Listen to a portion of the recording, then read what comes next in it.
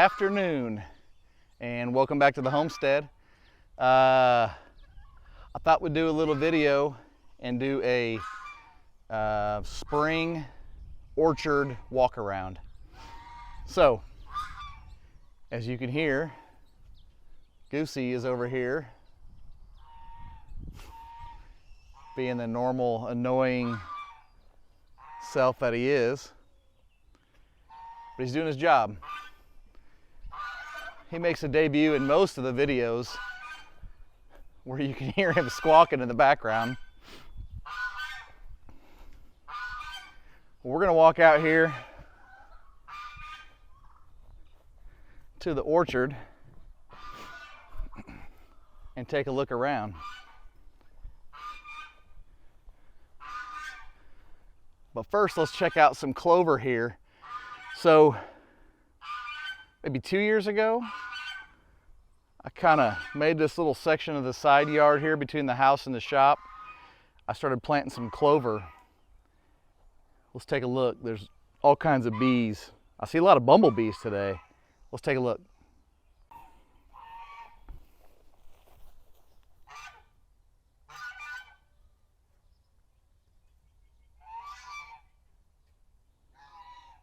Not sure if that's focusing, but we've got all kinds of, we've got crimson clover. Now this is already gone, this is already starting to turn into seed, this kind of first round here, but you can see that stuff that's already kind of shaggy looking, that's already past its, flowering, and it's going to seed. This is the bright red, that's crimson clover.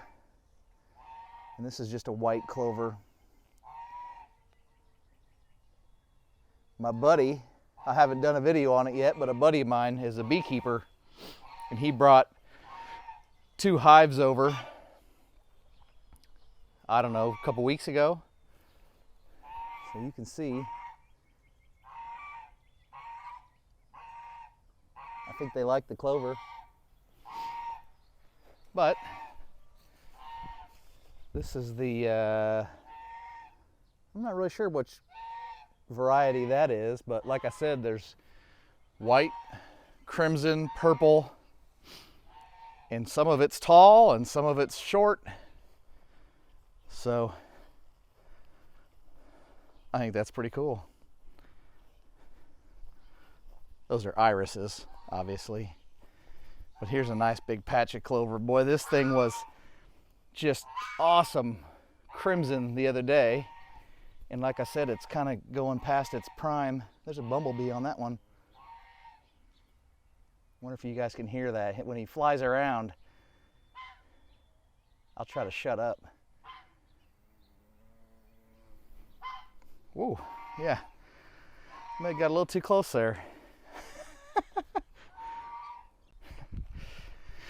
I'm not sure he appreciated that close-up. So we're gonna walk out here. I can get this gate one-handed here.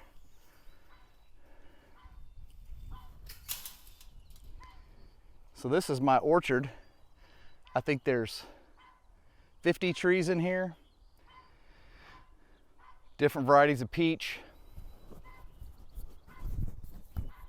Fix this mic here.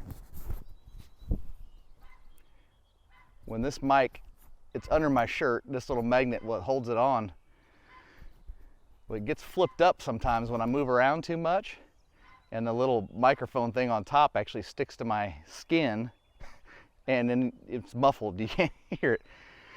But anyway, so I've got peach, pear, apple, cherry, plum, different varieties. Some are doing well, some are not. Some have been here for quite some time, and they really weren't a great variety. I should have picked, if I would have known better, I would have picked a better variety. But they're doing okay, so I kind of hate to cut them down and start over.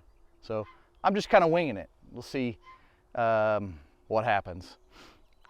I was walking around the other day, and I already saw 2 issues that I'm having, and I'm too late you know, already to do anything about it, whether it's like a copper spray, like a fungicide or whatever.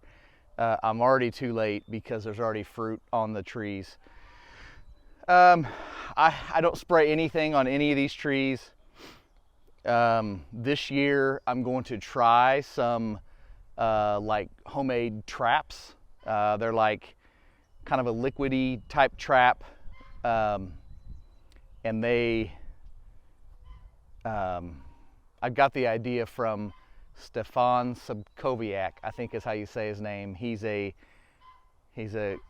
Canadian orchard owner, and he kind of does the permaculture stuff, and he hangs these traps in the tree, and maybe I'll do a video of those, but I can't really do it. I could never do it justice, so I'll put a little screenshot of what his channel looks like, so you can kind of go to his channel maybe if you're interested, and you know, watch his videos. They're going to be way better than anything I'm ever going to produce. But let's just walk around here. Let me turn you around. So this peach is like a patio peach. It's been here for a couple years, and I've never had any of the peaches develop all the way, but look at how loaded that thing is. Now, I'm not like a professional at any of this, but I can tell you, like, I can't imagine these all maturing if you leave it like that. Some people say thin the tree, some people say, oh gosh, don't do that, you know, let nature do it. I don't know, I'm just barely touching this branch, and a lot of these small ones have just fallen off. I guess I didn't get that on camera, but a lot of these small ones are just kind of they're just falling off. I don't know, but I can tell you that these are not gonna all, if I leave these, they're not all gonna mature. So what I've done on some of the branches on this other side is I just took the branch and kind of banged on it.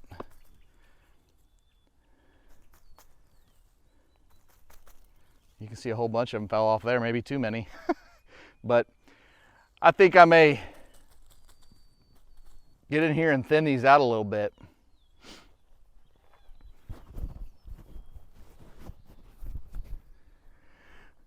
This peach, you can tell, was damaged.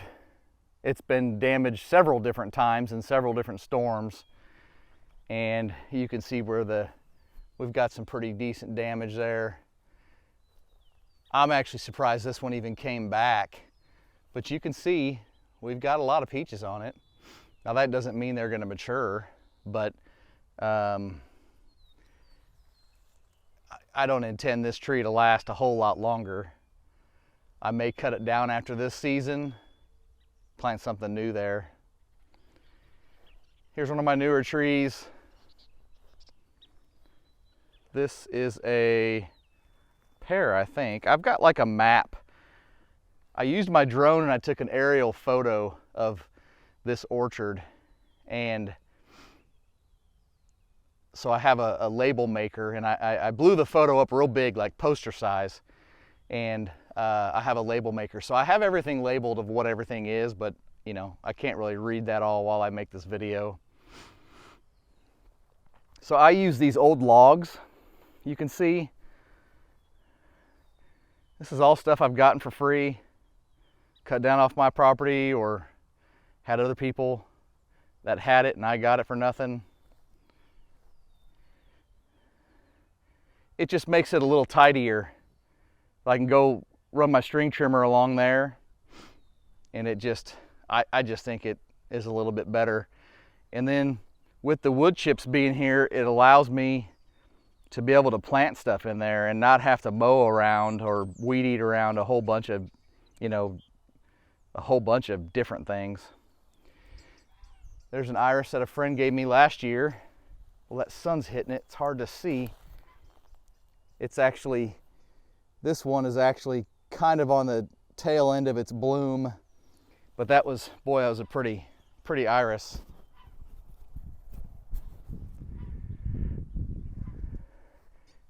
Nothing says you can't mix, you know, landscape plants or flowers or whatever with your orchard.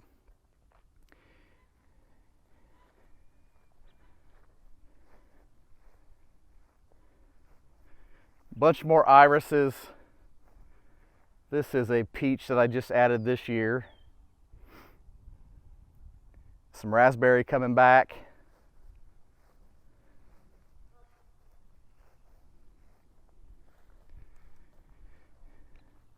This bed I had went all the way across like that.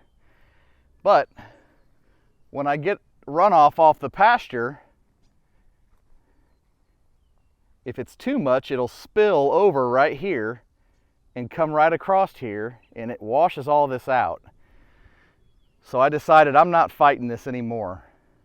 After a big rainstorm, I'd have to come out here and rake up all the wood chips and put them all back, and I'm not fighting it.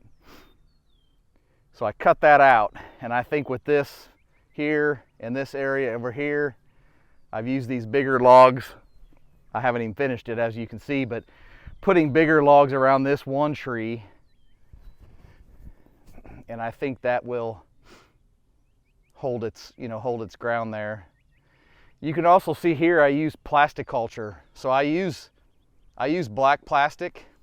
When I do these rows, what I've done is I've laid down about 3 layers of cardboard, soak it down real well, and then I do the plastic over it, and then I do my wood chips. So that's how I do it. Like everything I do in all my videos, I like to remind people that how I do things may not be how you should do it, may not be how you would work for you, and it also might not be how you want to do things. You can see here I'm late with my traps. See that? That is those little pieces of, it's like little holes with sap coming out of it. That is a pest, and I'll have to refresh my memory of what that is. I'll put it up here on the screen. But they've burrowed in there. Now in the past, I just let it go and I make it work. You can pick those out, either the bugs or eat around the spots or whatever, you know, when they're mature.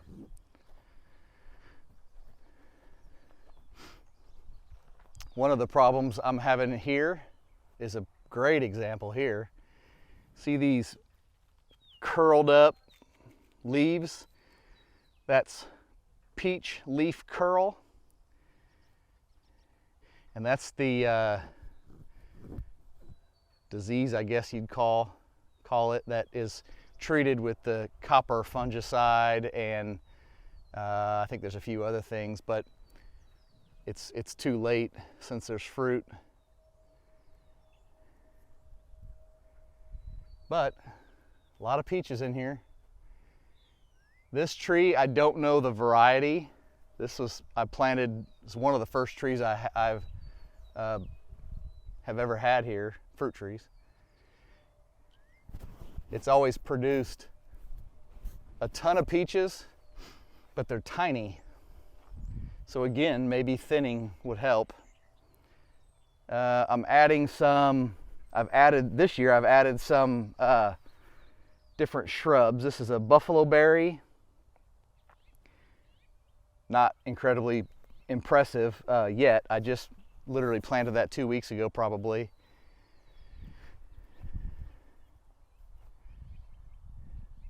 This peach has always been a really good producer for me. I do see some curl though, leaf curl. Raspberries. I think that's an autumn olive if I remember right. Some of these shrubs I'm adding in this year are nitrogen fixers. So they take nitrogen from the air or atmosphere, whatever you want to call it, they put it in the ground. And the idea is that eventually the roots from that tree and the roots from this tree meet up with the roots of that nitrogen fixer. Try to back up here and show you all three at the same time. That nitrogen fixer will feed those two trees, feed the roots. Got some more raspberries.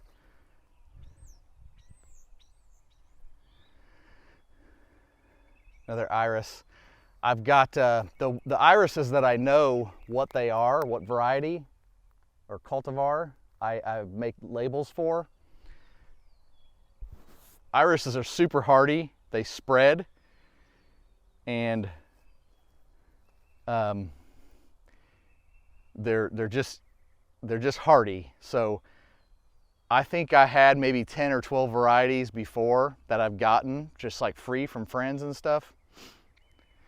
And then this year I found a company who it was a online catalog like order, and they had a sale, and I think I ordered like 30 varieties. So I've got probably 50 some varieties. Don't mind the stack of cardboard. The pallets are just there to hold it all down without blowing away. But you can see I've got this row to finish. So this cardboard will get laid out on this row. These rows are about 5 foot wide. The plastic I buy is 10 foot wide. So by the time I double it over, it gives me about 5 feet. So that'll all just get laid out, and the plastic on top, and then the wood chips. The wood chips I get for free. Tree trimming companies dump their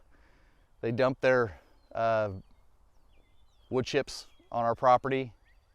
So I get hundreds of loads a year, which is pretty awesome. This is an apple. It's looking pretty good this year. I did a video on this last fall, I think, talking about another disease, I guess is what you'd call it, cedar apple rust. And so far we're looking okay. This tree's never given me apples, but I'm looking at here and there's one. Looks a little deformed, honestly, but one apple. Better than none. But I'm not even sure if it's old enough to produce a ton of apples yet, so that might be a good sign that I don't see any others.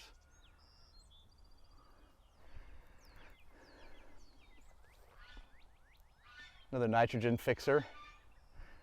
This is a peach tree that I tore out. It was dead.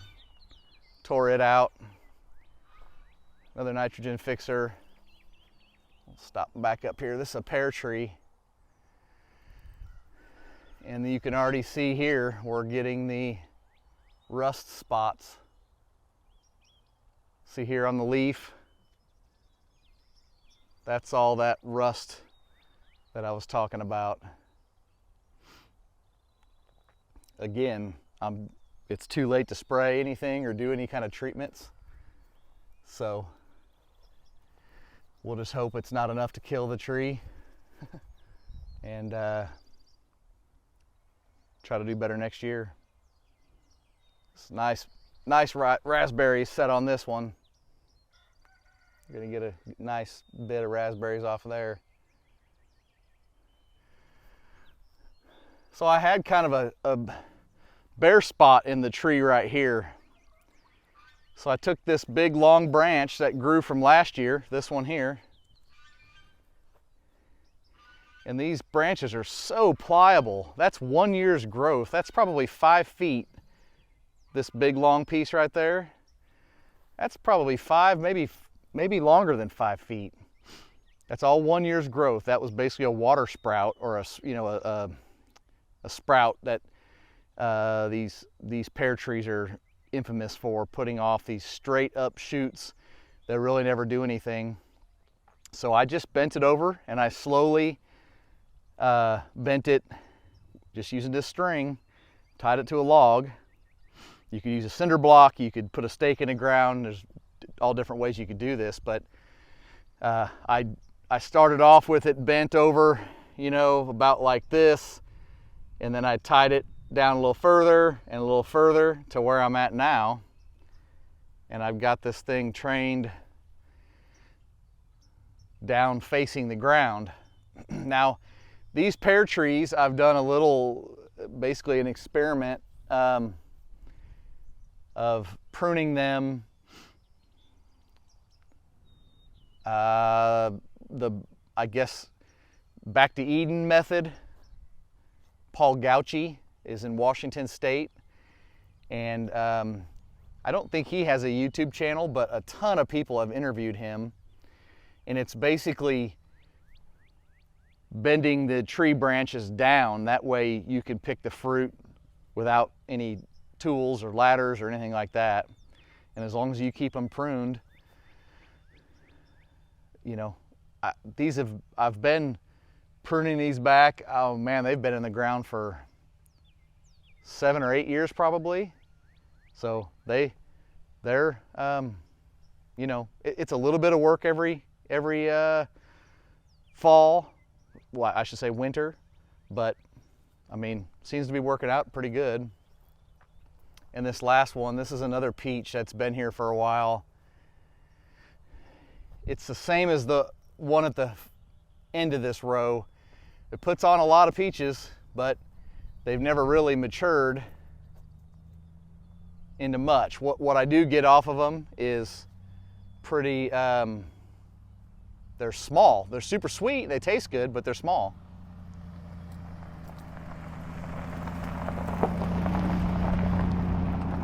This row, well, Maddox just drove by and dusted us out there. This is another pear, and you can see I've got this branch bent, training it downward here, and I just have that one tied back onto the trunk. So in this row, I've got some garlic chives, and these things, if you don't know, they'll spread like crazy. They'll have this whole area right here covered in garlic chives, as long as you let them go to seed.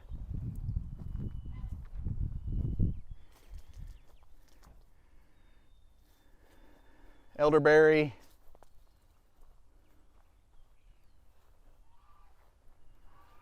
I love having this area in between the trees with the wood chips. It helps retain moisture.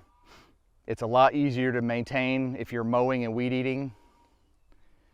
And you can add all kinds of nice, I mean, look at that. Once these flowers all go, you know, are done here in a few weeks, there won't be any flowers on that, but you're left with that green foliage. I mean, looks better than grass. So this pear, let's see here. I see some pears up on here.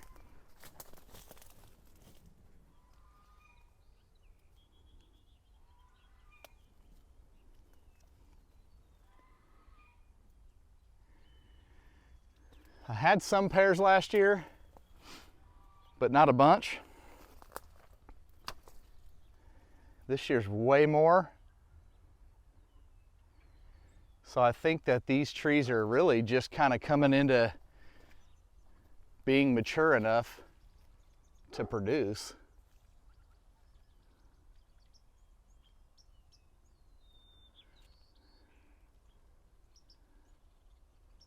We do have some of that rust on the leaves. Hopefully that'll stay at bay till we can get these things ripe. It'll be a while.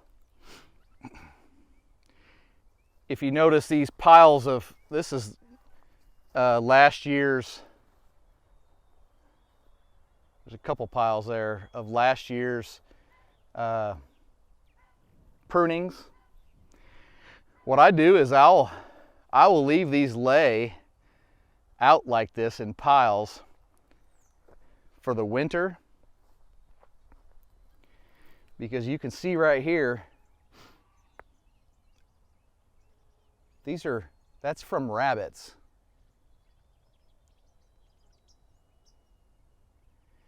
And the rabbits are gnawing on that. These fruit tree, the wood is sweet. So rather than chewing on my immature plants and immature trees that I've maybe planted in the past season,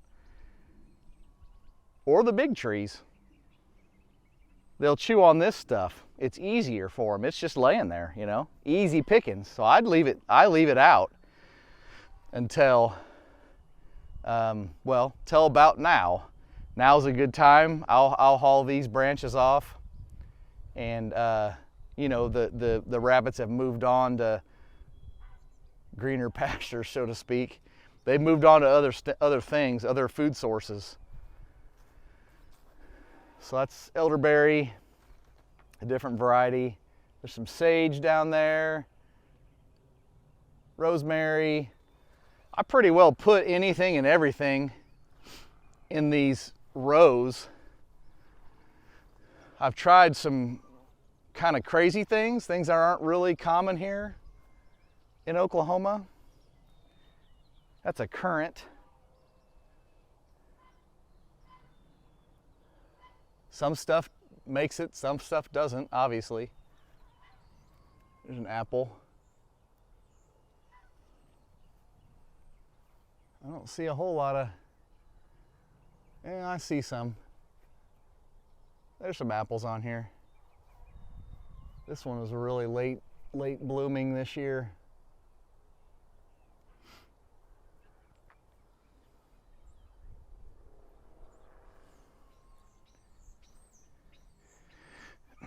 As you can see there, those are I had a limb break off of this peach tree, and so I just cut it up. I just used just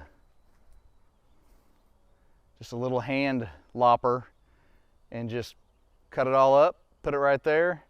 These rows need to be refreshed with new wood chips anyway.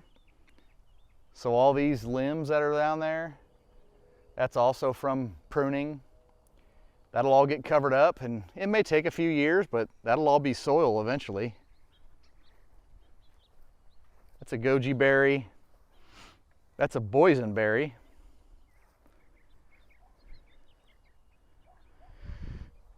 This apple tree is an Arkansas black, and it's an heirloom variety, and it's already got 3 apples on this right here. And this tree's only been in the ground for, I think I planted that thing last fall. I can't even believe that. It's got apples on it already. I guess there's just those 3. Yeah. That's pretty cool. Stark Brothers Nursery is where I buy all these. It's an online nursery. We'll go to this last row. This peach tree here, it didn't have any peach leaf curl last year.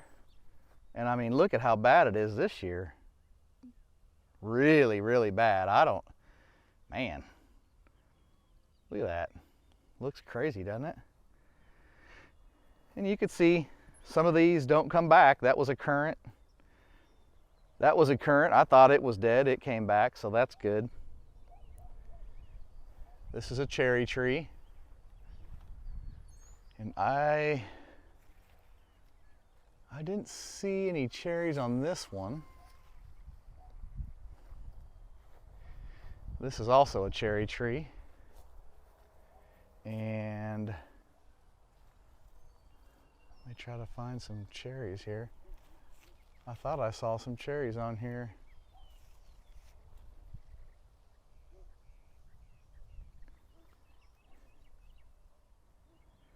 Well, I could have swore I saw some cherries on here the other day.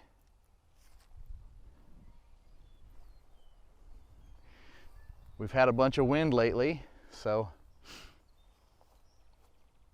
if they weren't strong enough or pollinated well enough, or who knows what all else. They may have fallen off. There's one. And I don't even think that one looks very good. It's probably not even gonna hang on. Elderberries, don't plant them where you don't want them. Those things spread everywhere.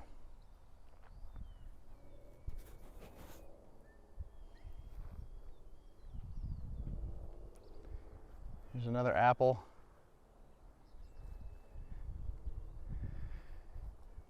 Another apple.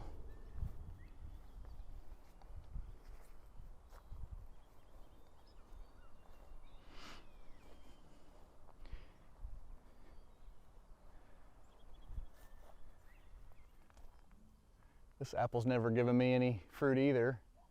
Probably just not mature enough, but you can see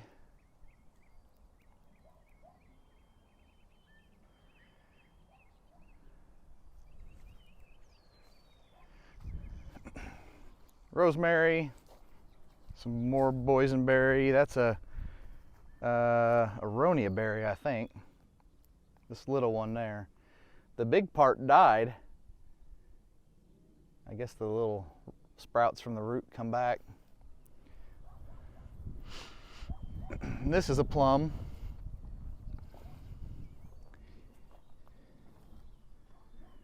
And I don't see... This thing normally gives me a bunch of plums, but they have never matured. I think I may have had one mature plum off this tree that I've actually gotten to be able to eat. But it was the only plum tree that I had. So, you know, the odds are it wasn't getting pollinated. So, actually, I'm gonna walk down to the far end. There was a plum tree I planted this year. Let's see what that one looks like. Well, on the way to the end, I stopped at this cherry tree again because I know I saw some cherries. Well, can't get my camera around there. There's one. That won't focus. There's one.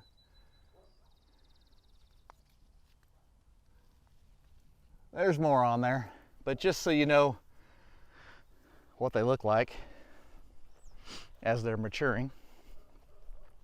Not too many on there. I said I thought I planted this plum this year. It would have been last fall.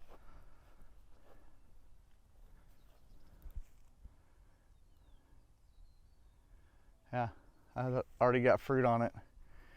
I'll be interested to see if these ripen, being that, you know,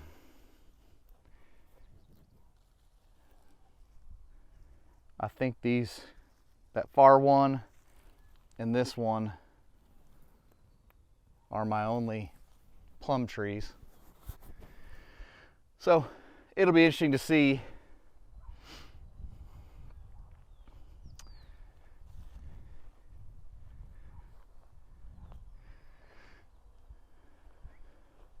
So again, I put down 2 or 3 layers of cardboard.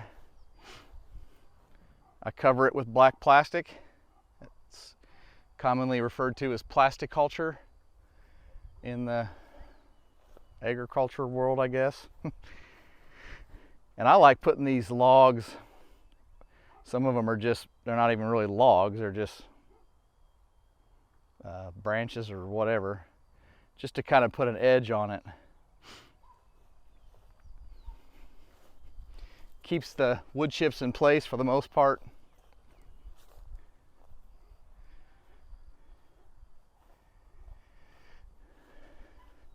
Now I only mow this orchard about once a month. I try not to mow a whole lot. I only do my yard about every other week, every 2 weeks, every third week if I can swing it. But this is usually once a month. Here's a nice little weed, I guess you'd call it weed. It's actually a very beneficial plant. This is yarrow. I saw this nice little patch. So the leaves, well, I think all of it, the roots, the leaves, the flowers, it's all edible, and it all has a medicinal value. If I'm not mistaken, yarrow is the most known for being it stops bleeding. Really nice looking plant, actually. So I'm leaving that thing grow.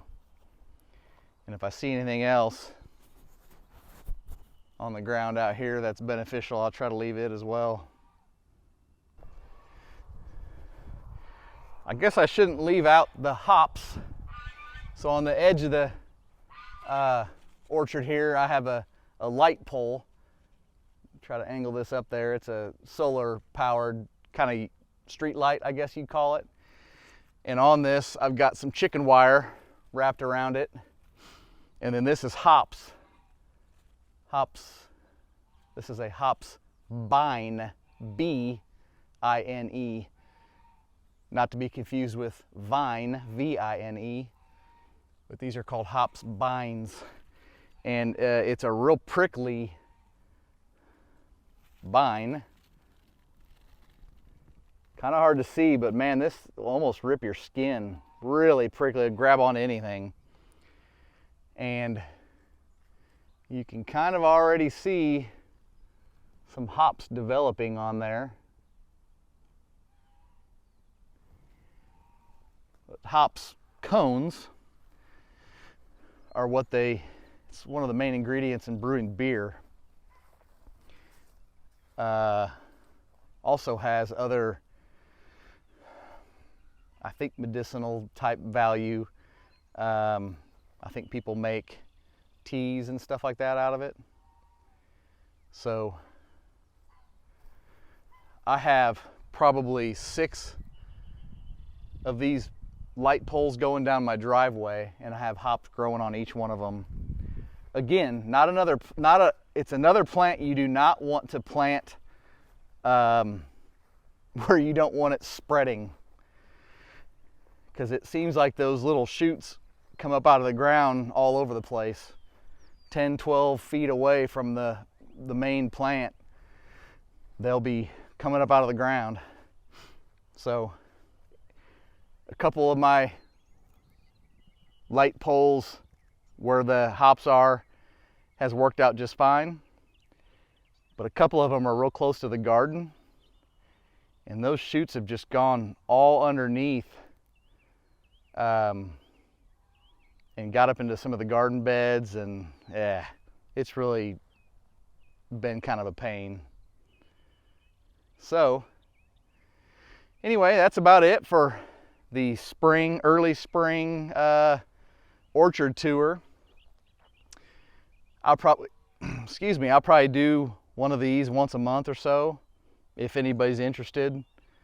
If nobody's interested, I probably won't, but I want to get these beds all refreshed with new wood chips.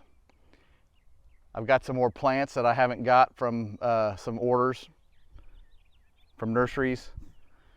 I'll be adding some of those, and we'll just keep an update on the few diseases that I'm dealing with and the fruit progression.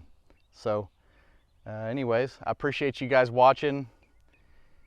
If you want more of these type of videos, let me know in the comments. If not, I may do them anyway. But if you have any questions about any of this, this has just been a hodgepodge of stuff that I'm doing here, and I've gotten most of my information from the 2 YouTube channels that I've mentioned. Well, the one guy doesn't have a YouTube channel, but he's got a lot of information, and a lot of YouTubers have been to his place in Washington State and made videos. And if you just search at all for Paul Gautschi or the Back to Eden gardening style, you will see other people that have made videos there. And I just enjoy the heck out of the style of gardening that he's doing, especially the trees. So I will, I can't spell his name, Gautschi, but I will take a screenshot of, you know, somebody's video that has his name and the picture of him in it, and that way you know you're looking at the right guy. And then the other YouTube, he has a YouTube page. He also has like an online training that you can purchase that's very, very in-depth and really, really good. And that is, again, not sure if I'm saying his name right, but Stefan Sobkowiak, something like that. And his orchard is in Canada, and he's really into the permaculture stuff. He's mainly where I got the idea of these rows with the wood chips and the plants in between the rows. He would be someone that I would highly recommend if you're just starting a small orchard, or if you're just starting your property or whatever. Watch his videos about the trios. It's really, really good. I think it's a really great idea. And he has been doing that for a while now, and I mean, man, his place looks incredibly successful. So just really neat info, and I would highly recommend checking both of those out. But anyway, any other questions, leave them in the comments. And again, I very much appreciate you guys watching. We'll see you on the next video.